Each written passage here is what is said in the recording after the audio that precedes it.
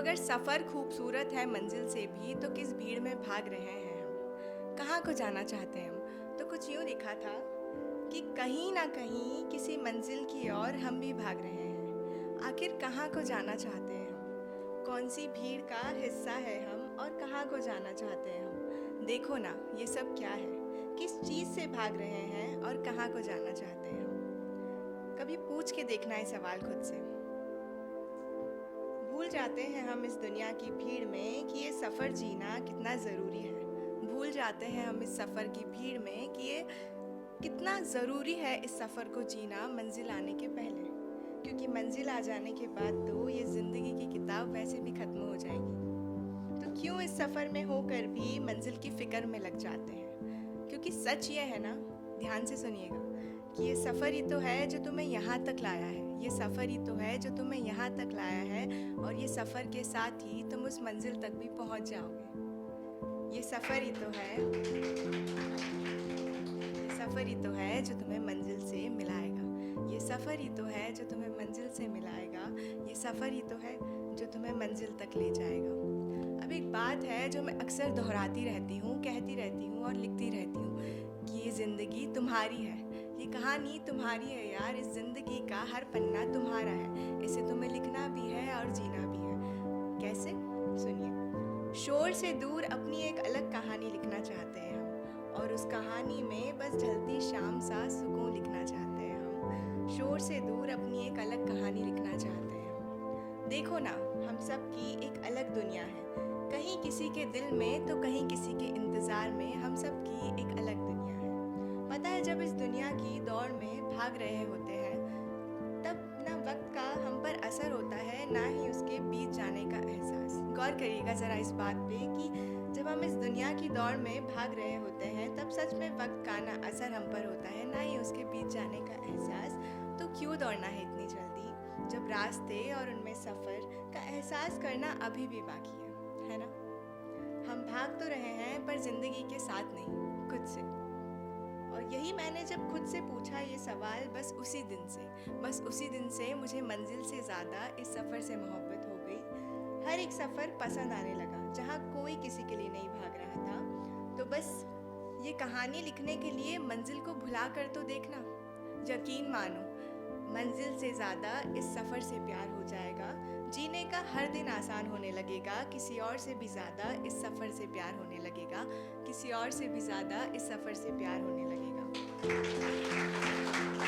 अब इसी सफ़र में अगर मैं बात करूं पहले प्यार की, अगर मैं पूछूं आप सबसे कि यहाँ कितने लोग हैं जिनका पहला प्यार उन्हें हासिल हुआ है या जिनका पहला प्यार आज भी उनके साथ है, तो ज़रा बताइए। पहला प्यार कोई नहीं, कोई नहीं। पहले प्यार की क्या करें, हाइप इतनी ज़्यादा है। पहला प्यार साथ है आज भी। नाइस, बहुत ही अच्छी बात है। एक बात आ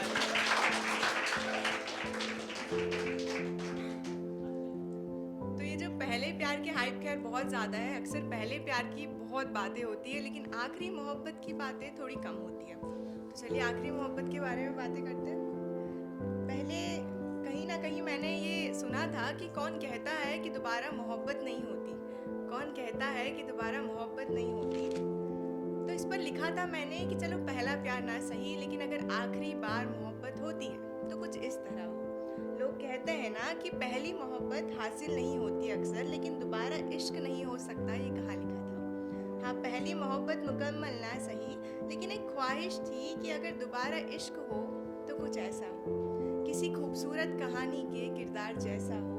अगर दोबारा इश्क हो तो कुछ ऐसा हो, अगर दोबारा इश्क हो तो कुछ ऐसा हो।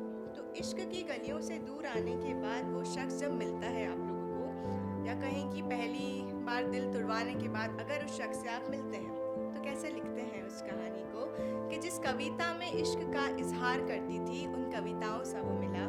कहते हैं ना, पहला प्यार तो हो जाता है लेकिन जो आखिरी इश्क बन सके वो ज़रूरी होता है ज़िंदगी के लिए। तो कुछ यूँ लिखा था कि हाँ, पहली मोहब्बत में बिखर चुकी थी मैं, हर इश्क के वादों से भी मुकर चुकी थी मैं। पहली मोहब्बत में बिखर चुकी थी मैं, हर इश्क के वादों से मुकर चुकी थी मैं। पर उसके आने के बाद उसमें मुझे मेरी आखिरी मोहब्बत सा वो मिला। पहला तो नहीं पर मुझे मेरा आखिरी इश्क मिला। पहला पहला तो नहीं पर मुझे मेरा आखिरी इश्क मिला। उसकी आँखों में जब भी देखा, उसकी आँखों में जब भी देखा, हर वक्त मुझे मेरा ही चेहरा मिला। पहला तो नहीं पर मुझे मेरा आखिरी इश्क मिला। पहला तो नहीं पर मुझे मेरा आखिरी इश्क मिला। अब खुदा से और क्या मांगती, अब खुदा से और क्या मांगती, मुझे तो जैसे मेरी कहानी का एक सार मिला। पहला तो नहीं पर मुझे मेरा आखिरी इश्क मिला। कि जब भी खुद को कहती थी अब दोबारा इश्क हो तो कुछ ऐसा हो, कि जब भी खुद को कहती थी अब दोबारा इश्क हो तो कुछ ऐसा हो, मेरी हर कविता में उसे लिख पाऊँ बस वो वैसा हो। मेरी हर कविता में उसे मैं लिख पाऊँ बस वो वैसा हो, कि अब दोबारा इश्क हो तो कुछ ऐसा हो। कि जब वो शख्स आपको मिल जाता है तो जिन गलियों से आप मुकर जाते हो, उन गलियों से जब आपका फिर से मिलना होता है तो कुछ यूँ लिखते हैं आप कि तेरे आ जाने से मेरी अधूरी कविता भी एक किताब बन चुकी है। तेरे आ जाने से ये बंजर ज़मीन भी अब नदियों सा पानी बन चुकी है। तेरे आ जाने से मेरी अधूरी कविता भी एक किताब बन चुकी है। ये सर्दियों की रातों में बिछी जैसे कोई ओस बन चुकी है। तेरा होना मेरी ज़िंदगी में जैसे अंधेरों को भी एक रोशनी मिल चुकी है, कि मेरी अधूरी कविता भी अब एक किताब बन चुकी है।